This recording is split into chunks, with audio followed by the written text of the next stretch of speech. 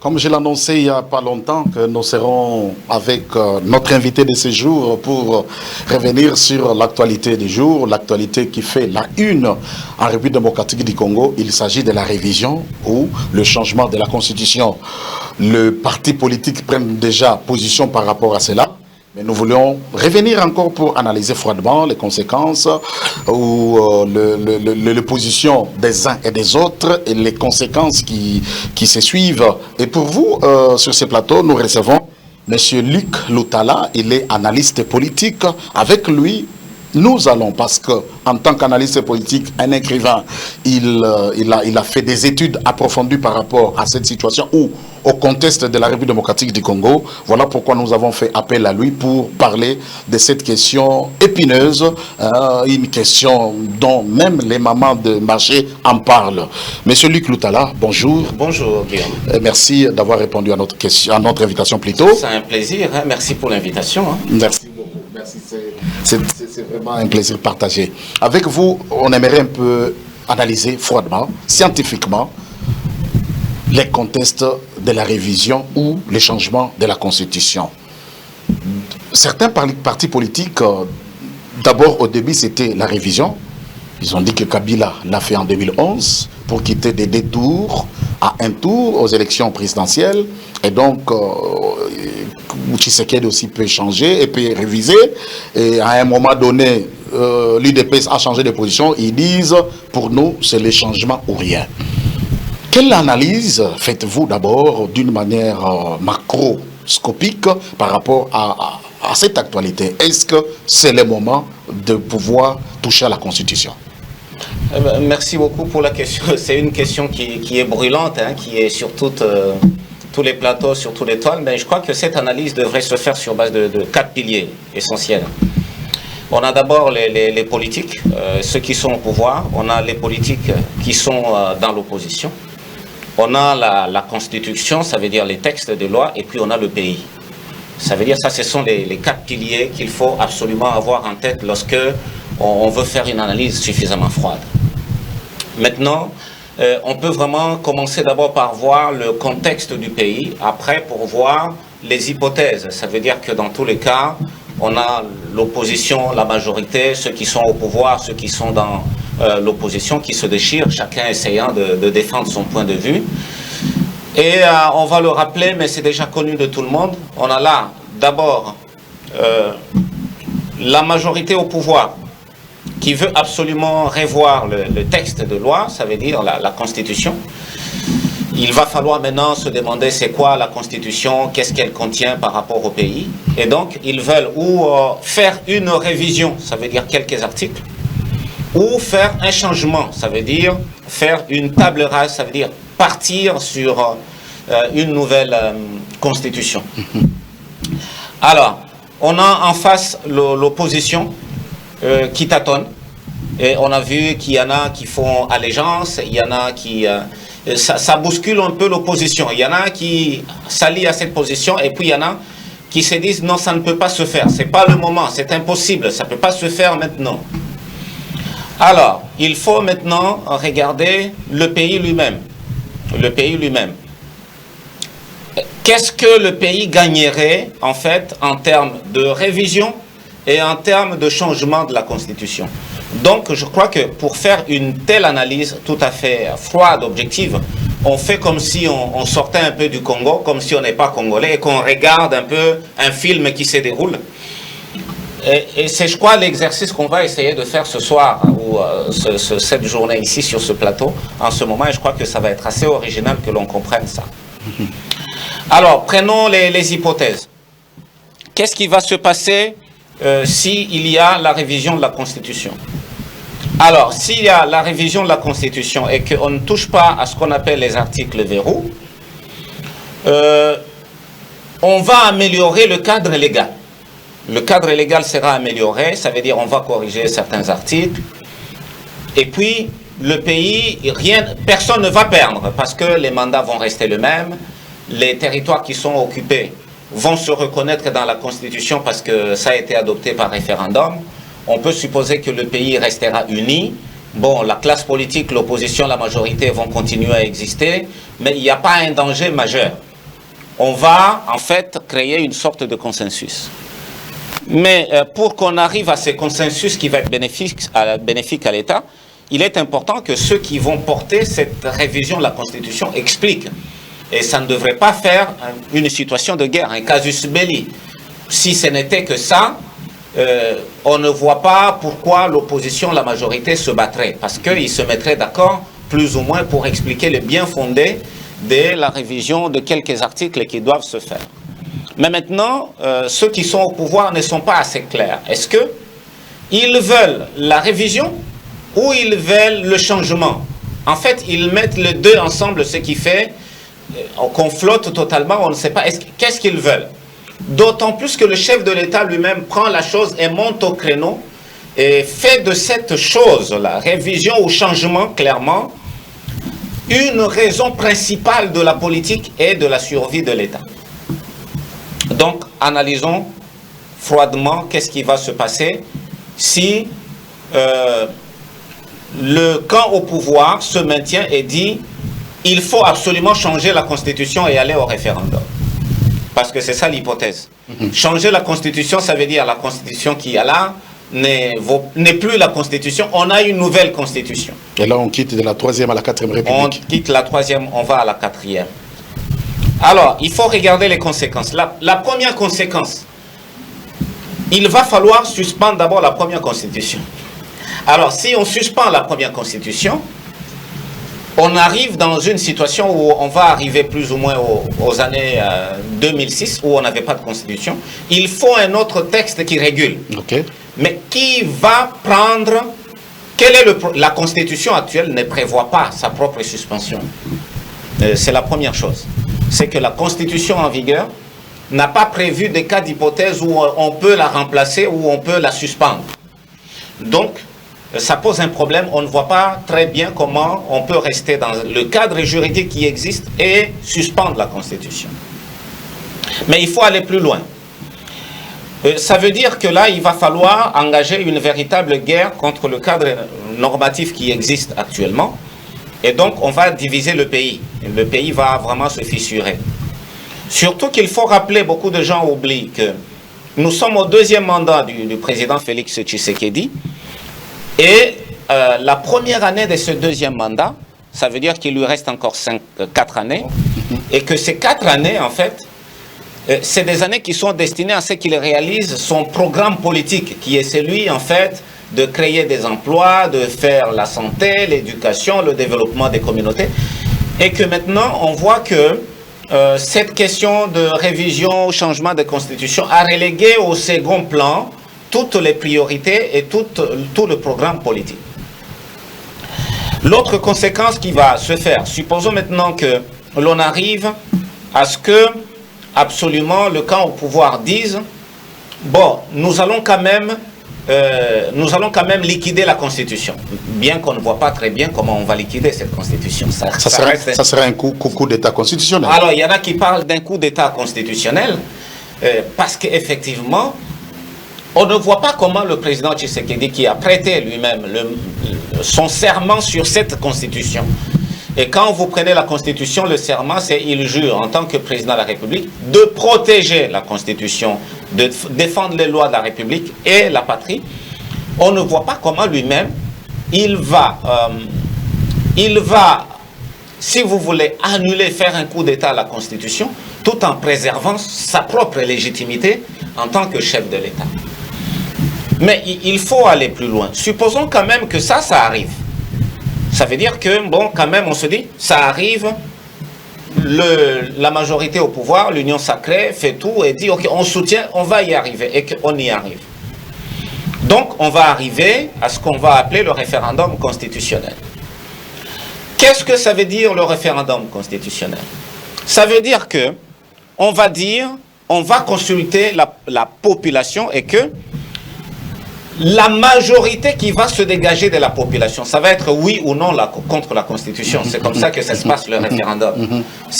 La population va voter oui pour la Constitution ou non contre la Constitution. Si le oui l'emporte, la nouvelle Constitution entre en jeu. là, ça devient assez délicat à regarder. Il faut maintenant regarder le pays tel qu'il est. On est dans un contexte où une partie du pays est occupée. Cette partie du pays-là appartient encore au pays parce qu'elle est liée par la constitution qui existe. Il faut rappeler qu'en 2006, ces gens-là ont voté cette constitution, ce qui fait qu'ils se reconnaissent dans cette constitution, ils se reconnaissent comme Congolais et ils sont là. Maintenant, supposons que l'on fasse maintenant un référendum où cette partie du pays ne va pas participer. Donc, la nouvelle constitution ne va pas les engager. Et ce qui va arriver, c'est que les ennemis du pays vont en profiter. Ils vont dire, mais d'ailleurs, la population qui est là où nous sommes n'est pas concernée par la constitution qui a été soumise au référendum. Et donc, cette population-là, il risque d'ouvrir la boîte à Pandore. Ça va être vraiment l'ouverture. Je crois que ça peut être un cadeau qu'on va faire à Kagame. Et donc, toute cette partie ne sera plus liée à la République démocratique du Congo. Non, parce qu'ils ne vont pas. Ils ne se reconnaissent pas dans la nouvelle constitution qui serait. Absolument, parce qu'ils n'auront pas voté cette constitution. Ça veut dire que cette constitution ne va pas les engager. À partir du moment où ils ne sont pas engagés par la constitution, ils sont engagés ou protégés par quel texte de la République? Parce que cette nouvelle constitution va remettre à plat toutes les lois qui existent. Et si toutes les lois sont mises à plat, et que ces populations ne se retrouvent plus dans le cadre légal qui fait qu'ils sont congolais, et qu'ils n'auront pas voté, ça ouvre la boîte à Pandore. Et donc sur le plan de l'État... La Pandore, qu'elle sera ouverte là, ça sera quoi? La balkanisation? Oui, cette partie sera considérée comme un terrain neutre, ou ça va se rallier à n'importe quel pays, ou le Rwanda, ou c'est comment? Ça va se passer comment? Vous savez déjà qu'il y a toutes ces velléités de balkanisation depuis une vingtaine d'années et qu'il y a le plan de l'Empire Imatutsi. Vous savez déjà qu'on a parlé de ce qu'il y avait la République du Volcan qui devait exister et qu'on sort. Et donc, ce n'est pas une nouvelle idée. Cette idée-là a été combattue, et maintenant, si nous avançons avec ce contexte, c'est évident qu'on ouvre la boîte à Pandore. Et donc, ce qu'on peut remarquer, c'est que la plupart des gens, quand ils font les analyses, ils restent sur le fait de qui va gagner. En fait, c'est une sorte de débat comme un match de boxe. Non. Qui va gagner? Qui va imposer la Constitution? Ou qui va permettre que l'on ne change pas la Constitution? Alors, on a l'impression dans la classe politique, c'est un match de boxe. Pour eux, ce n'est pas comment le pays va gagner, mais qui va gagner la bataille? Qui va imposer sa volonté à l'autre? Cette façon de voir les choses hypothèque l'intérêt national. Parce que ça, c'est des questions qui rentrent dans l'intérêt national. Il faut dire que la Constitution, et beaucoup de gens ne se posent pas la question, c'est quoi la Constitution? La Constitution est appelée la loi mère. La loi mère, ça veut dire, c'est elle en fait qui est le soubassement, si vous voulez, le cadre de sécurité, de protection, le coffre-fort, si vous voulez, le gardien de ce qu'on peut appeler l'intérêt national, qui doit être coulé. À partir du moment où on fait sauter la Constitution et qu'on la banalise, à partir de ce moment-là, tout le jeu de l'intérêt national est remis à plat. Et ici, il faut regarder en quoi le pays gagne. Le pays ne va pas beaucoup gagner de cette querelle s'il y a un gagnant, s'il y a un perdant. Pourquoi? Pour plusieurs raisons. La première raison d'abord, c'est que nous avons un pays qui est occupé, et nous avons énormément de problèmes. Le pays est occupé à la fois du côté où c'est occupé par le M23 avec l'Alliance Fleuve Congo avec le Rwanda. Nous avons un pays qui est occupé de l'intérieur. Et vous savez qu'il y a... nous avons suivi tous le président de l'Assemblée nationale qui faisait l'état sur l'occupation des carrés miniers par les étrangers.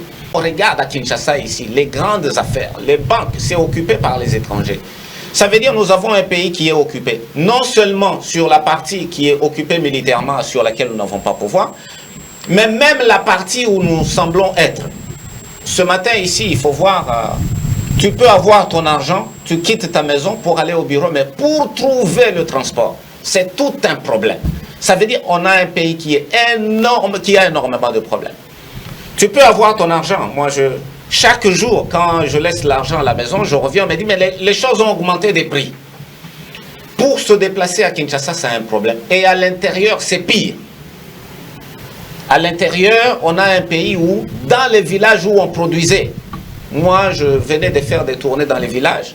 J'étais dans la Chopo, vers Bitoule. J'étais ici à Luozi, à la frontière avec le Congo. Là-bas, les gens mangent les chinchards importés, les vivres frais, le poulet importé. Ça veut dire la pauvreté a atteint même l'arrière-pays.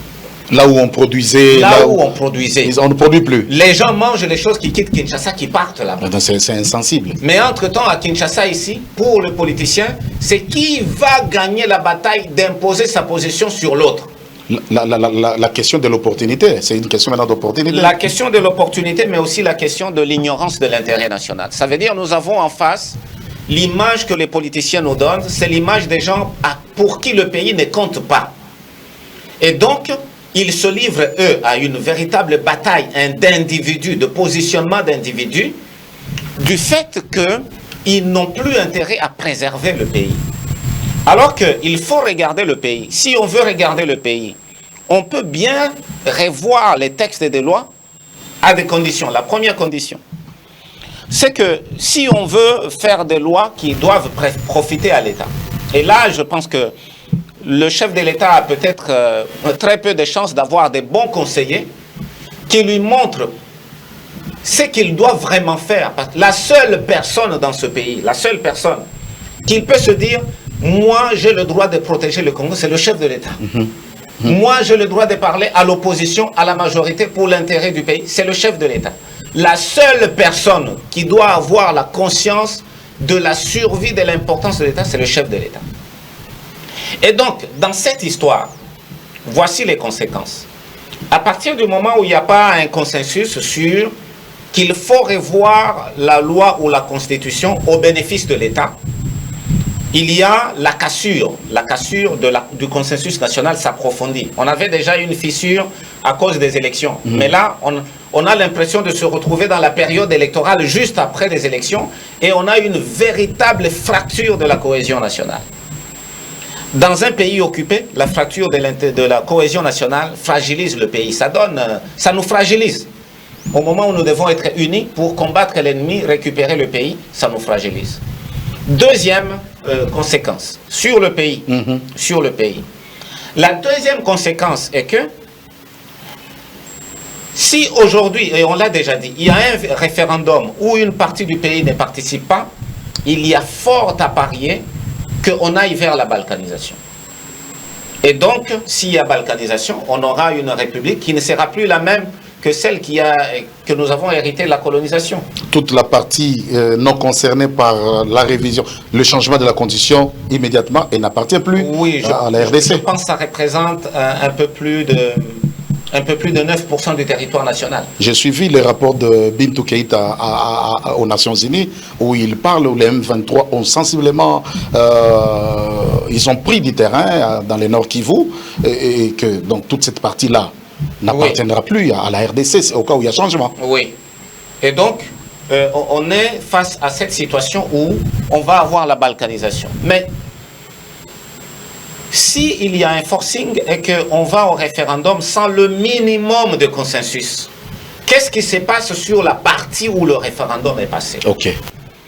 Parce que sur la partie où le référendum est passé, et encore faudrait-il qu'on ait une CENI capable d'organiser un bon référendum et que les gens reconnaissent vraiment les résultats du référendum.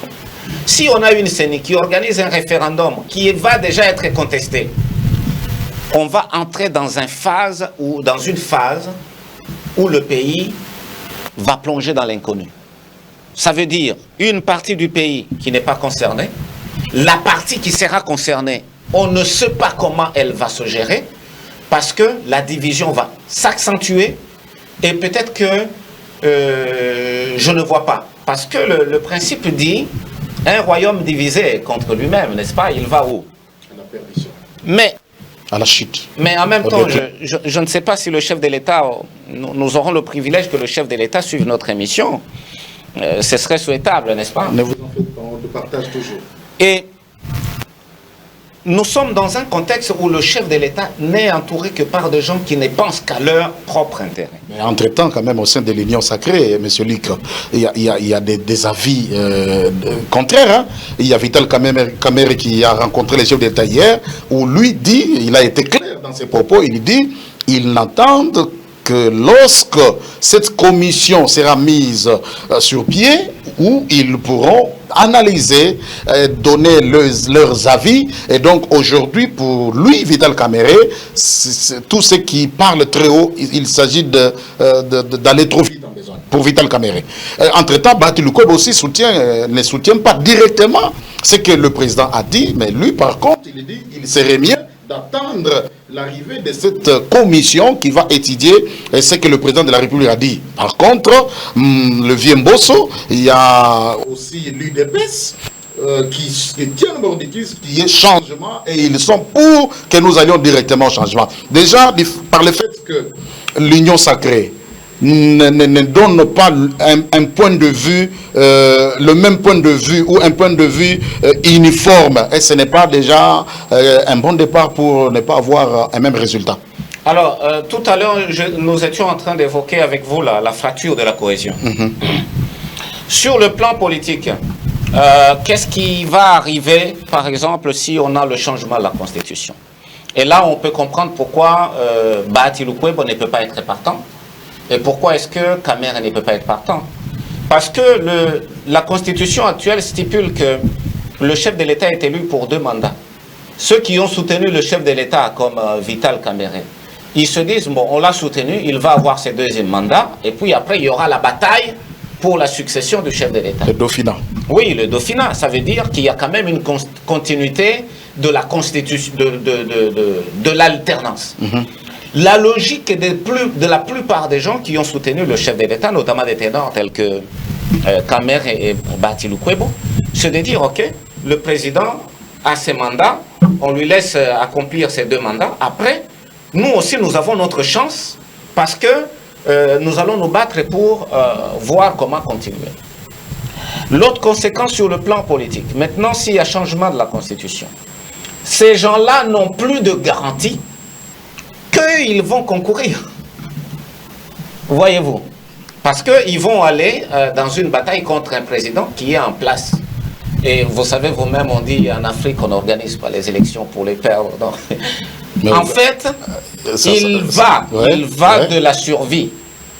Parce que si on change la Constitution, le président de la République, et ça c'est la grande crainte, c'est que les articles verrous qui limitent les mandats vont sauter.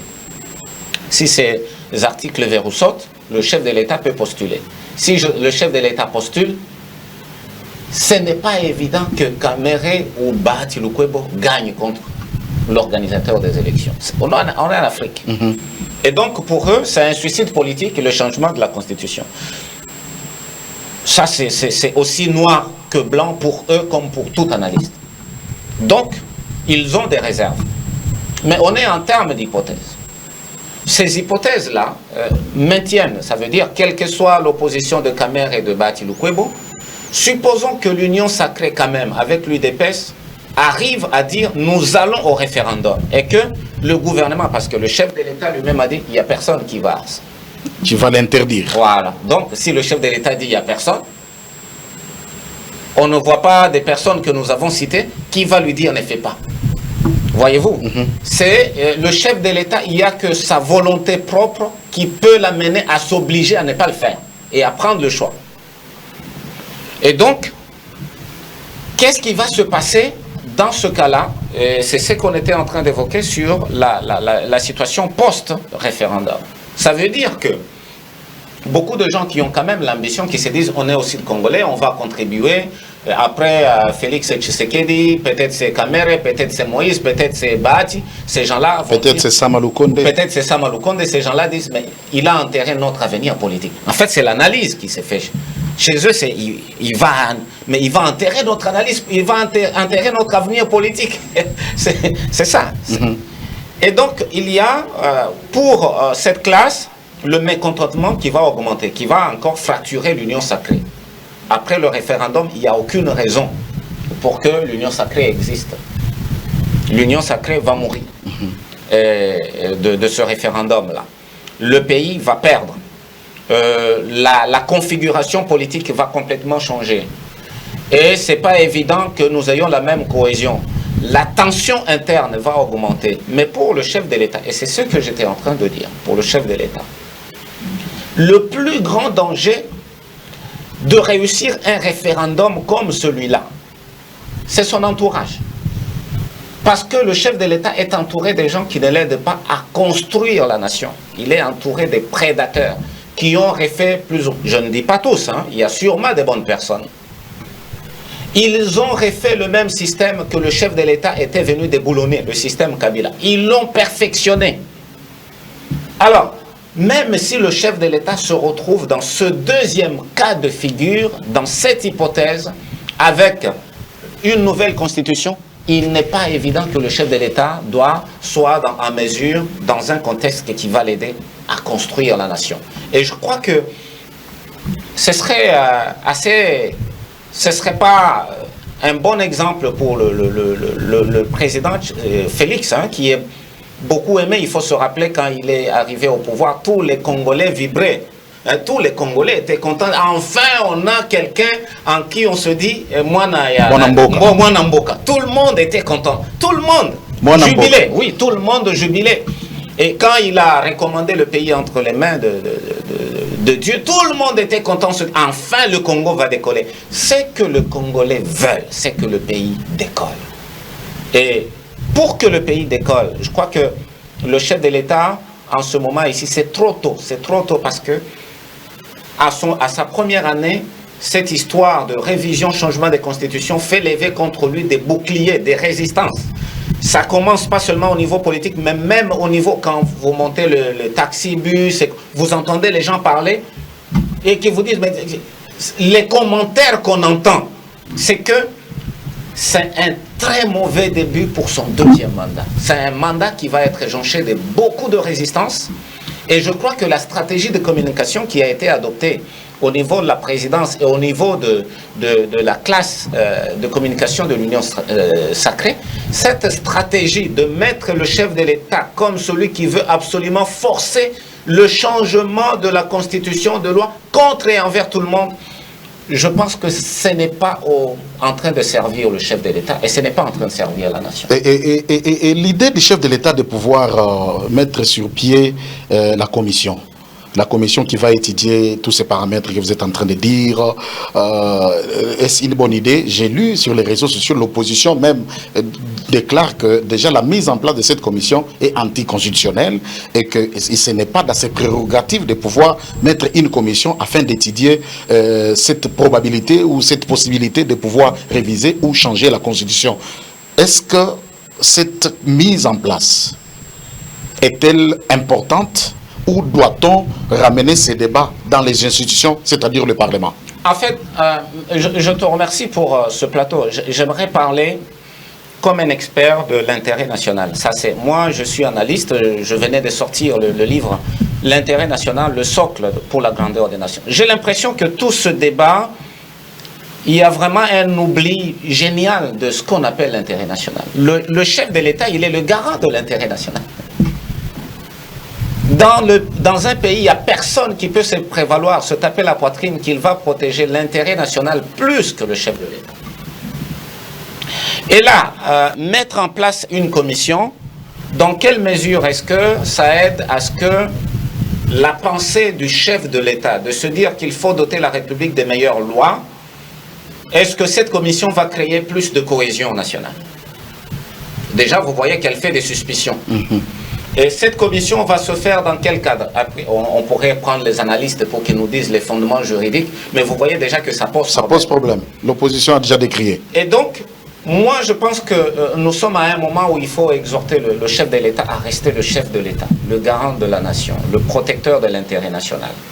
Et un des intérêts nationaux en ce moment précis, on a d'abord l'intérêt de l'intégrité du territoire. Et je crois que ça passera très mal un référendum pendant que le pays est occupé. Je ne vois pas comment ce référendum pourrait se faire. Un référendum pendant que le pays est occupé. Le pays est en guerre. Le pays est occupé. Il n'est pas en guerre. Le pays est occupé et ce qu'il aurait fallu faire, c'est qu'en ce moment, le chef de l'État dise « Nous allons mobiliser toute la population pour que on récupère les territoires qui sont occupés. » Ensuite, on va passer à nous doter des meilleures lois. Donc, un, je ne vois pas comment le référendum. Deux, cette commission ne crée pas la cohésion. Elle n'entre dans aucune stratégie. Il n'y a aucune stratégie qui permette au chef de l'État de créer une plus grande cohésion nationale autour de ses idées dans cet aspect précis et qui permette à tout le monde de dire oui, oui, en tout cas cette fois-ci, on est en train d'aller pour l'intérêt de la nation. Voyez-vous. Donc la commission, à mon avis, c'est quelque chose qui rentre dans la stratégie actuelle. Mais il est important qu'on change de communication, de message. Le chef de l'État devrait changer des signaux, envoyer d'autres messages à la nation. Parler comme le chef de l'État, c'est lui qui peut parler à l'opposition, à la majorité, à tout le monde, consulter tout le monde, dire voici la situation, qu'est-ce qu'on doit faire maintenant? Mais c'est ça, le chef de l'État, il est au-dessus de la mêlée. Mais il faudrait que les amis de l'Union sacrée arrêtent de fabriquer le chef de l'État comme le chef d'une faction de la nation. Il est au-dessus de la mêlée, c'est le protecteur de l'intérêt. Et donc moi je crois que sur cette question, il est question de revoir complètement et la stratégie de communication et les ambitions et ce que l'on veut avoir. Parce que manifestement, c'est tout le monde qui perdra, en commençant par la nation. Je ne vois pas comment le président Tshisekedi pourrait gagner avec cette histoire. Alors qu'il a son mandat, ce n'est que la première année. Et cette histoire est en train complètement de pourrir son deuxième mandat. Et donc moi je pense que la commission n'est pas une solution. Parce qu'on a vu déjà, et c'est là où je crois l'entourage du chef de l'État lui rend des mauvais services. Pendant qu'on parle de mettre en place une commission, il y a déjà des vidéos qui circulent, qui disent voilà, qu'est-ce qu'on va changer dans la nouvelle constitution, qu'est-ce qu'on va faire. Mais qui a produit ça? Ça a été produit par qui? Ça vient d'où? Qui a monté ça? Donc c'est un travail qui est déjà bien fait, analysé, terminé, oui, oui, qu'on va imposer seulement à la commission. Ça s'appelle le test de l'opinion. Ça veut dire qu'on est en train déjà de créer de l'opinion. Alors si déjà il y a des outils de communication comme cela qui semblent assez officiels et que ces outils de communication, on se pose la question, qui a fait ces outils? C'est venu d'où? Qui a ciblé? Alors voyez-vous, j'aimerais parler, je crois que tous, nous sommes fiers de voir que nous pouvons avoir un chef de l'État qui défend la nation et qui fait avancer l'intérêt de la nation. Tous. Si le président Tshisekedi réussit son mandat et que nous avons le transport, nous avons les routes, nous avons la production dans les milieux ruraux, nous avons le soin, nous avons les écoles, et que tout le monde sent que la population redevient au cœur de l'intérêt politique. Je ne vois pas quel est le Congolais qui va dire le président Tshisekedi, il faut le combattre. Et donc pour vous, il y a des préalables avant d'en arriver au changement ou à la révision. Oui. Les préalables, il faut s'occuper de la population, au social de la population. Avoir l'esprit nationaliste. La cohésion nationale, je retiens. Le préalable, c'est la cohésion nationale. Parce que nous sommes à un moment crucial. Malheureusement, je n'ai pas amené mon livre. Il faudrait qu'on en parle. Nous en parlerons. Nous en parlerons. Les États ne sont pas éternels. J'aimerais dire à vos téléspectateurs que les États ne sont pas éternels. Les États naissent, meurent, se transforment. Mais les États naissent et meurent parfois. Les États meurent. Les États meurent sur base de quoi? Sur base de l'intérêt national. Quand un État sait protéger son intérêt national, il peut naître, il peut grandir, il peut se protéger.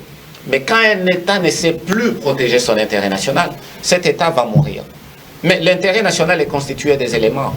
Le premier et les plus importants des éléments, c'est le territoire, c'est la population, c'est les institutions. Voyez-vous, ça c'est le substrat de l'existence de la nation. Maintenant, à partir du moment où nous avons le premier intérêt de l'existence de la nation ou de l'État, le territoire, l'intégrité est menacée. On ne peut pas se permettre de fragiliser encore la cohésion nationale. La bataille du chef de l'État en ce moment devrait être absolument de créer la cohésion nationale, de mobiliser l'opposition, de créer des ponts de communication avec l'opposition pour être soutenu dans son deuxième mandat, de gagner cette guerre à l'Est. de créer que tout le monde sente que tous nous sommes Congolais et que l'intérêt c'est de gagner les détourneurs des deniers publics. Parce que vous savez que ça c'est l'autre chose. Exact. Moi j'ai vu, on parle du corridor de Lobito, on ne parle pas du corridor de Kolwezi. On aurait pu mettre le corridor de Kolwezi, mais on dit Lobito. Lobito c'est en Angola. Mais ce projet Joe Biden est venu, il a donné 600 millions de dollars. 600 millions, c'est juste de l'argent qui a été détourné, dont on parle autour des forages. Si on prend les milliards qui ont été détournés, ça veut dire que nous pouvions bien faire ce corridor et nous pouvons refaire tous les chemins de fer, nous pouvons mettre les tramways à Kinshasa, nous pouvons refaire les chemins de fer du Congo, nous pouvons refaire les routes des desserts agricoles avec 600 millions. Et donc, moi, je pense, si j'étais conseiller du chef de l'État, ce que je lui dirais, c'est, Monsieur le Président, vous êtes le président d'un pays. Et vous ne régnez pas que sur le pays terrain, vous régnez aussi sur la population. Mobiliser la population, qu'elle vous soutienne à être un grand président, celui qui va maintenir l'unité du pays, celui qui va développer le pays, celui qui va promouvoir l'intérêt, sanctionner les gens qui détournent les deniers, être exigeant avec les résultats. Regardez Kinshasa, on ne sait pas circuler à Kinshasa. On a l'impression que Kinshasa c'est une ville complètement abandonnée, mais c'est la ville des institutions. On ne sait pas circuler à Kinshasa. Une ville Toutes pourrie. les routes sont abîmées. Une ville pourrie. Voilà, on a même parlé. L'assainissement. Oui, même l'Assemblée nationale, le ministre de la Santé a dit que même il y a un problème même d'aération au niveau de Kinshasa. C'est pollué. Mais oui. Même à la Gombe, il suffit quand il y a un peu d'espace et qu'un véhicule peut rouler à 30 à l'heure, vous voyez la poussière. Mais je crois que les conseiller du chef de l'État, l'entourage du chef de l'État, devrait l'aider à réussir ce mandat. Devrait l'aider à réussir ce mandat. Mais et je crois que voilà, plus ou moins. Monsieur Luc Lutala, vraiment, c'était un plaisir. Nous sommes arrivés au bout de notre émission parce que nous n'avons que peu de temps et nous voyons qu'il y a de la matière. Il y en a vraiment beaucoup de la matière en vous pour ce qui est de l'intérêt national et même de ce qui est du Congo, qui est votre passion. Je sais que vous avez écrit un très bon livre. Nous aurons à décortiquer aussi de ces livres. J'aimerais que vous regardiez cette caméra qui est en face de vous pour lancer un message aux téléspectateurs, aux internautes et aux auditeurs. Mais nous n'avons que ce pays que Dieu nous a donné comme héritage. Nos ancêtres n'ont eu que ce pays. Les gouvernements qui sont passés n'ont eu que ce pays. Tous ceux qui se sont enrichis dans ce pays, c'est ce pays. Et nous n'aurons pas un autre héritage en dehors de ce pays. Et donc, lorsque nous avons des gouvernants, nous devons soutenir ces gouvernants à réaliser le rêve pour lequel Dieu nous a donné. Nous sommes dans un pays où chaque Congolais mérite d'avoir le minimum et d'avoir des gouvernants qui se battent pour ce minimum-là. Et nous pensons que ceux qui travaillent, ceux qui parlent, ceux qui soutiennent le chef de l'État, c'est dans cet intérêt qu'ils devraient faire. Il y a un besoin urgent de ce que nous puissions nous battre pour récupérer les territoires qui sont occupés. Il y a un besoin urgent qui fait que nous devrions recréer la cohésion nationale. Regardez le besoin que nous avons de mettre la population au cœur des politiques et de faire que les politiques répondent aux besoins de la population. Les besoins d'eau, de transport, d'habitat, d'énergie, d'électricité, de nourriture. Nous devons prendre conscience que le pays nous appartient et que c'est à nous de travailler pour que ce pays devienne une puissance et un grand pays. C'est l'appel que je fais à tous les compatriotes, à tous les téléspectateurs qui nous suivent, à tous ceux qui sont des acteurs de la politique, à tous ceux qui sont dans les institutions, mais beaucoup plus au chef de l'État. Merci.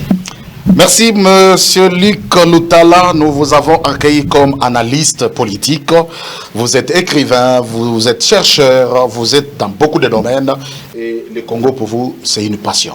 Absolument. Merci beaucoup. Merci à notre caméraman Bonheur qui a été derrière toutes ces caméras pour nous permettre afin que vous nous regardiez dans de bonnes conditions. Merci à Mouchka Premier, notre réalisateur. Merci au directeur de production. Merci au DG Blanchard Dikambi. Merci pour cette initiative de nous accorder, de nous donner à le peuple afin que le peuple, cette télévision, elle est à vous de vous exprimer et à vous de pouvoir donner vos points de vue. Merci à vous, téléspectateurs. Merci à vous. Vous avez bien choisi Allo Presse sur Allo Peuple. Au revoir et le rendez-vous est pris demain à partir de 11h30. Au revoir. Ça va?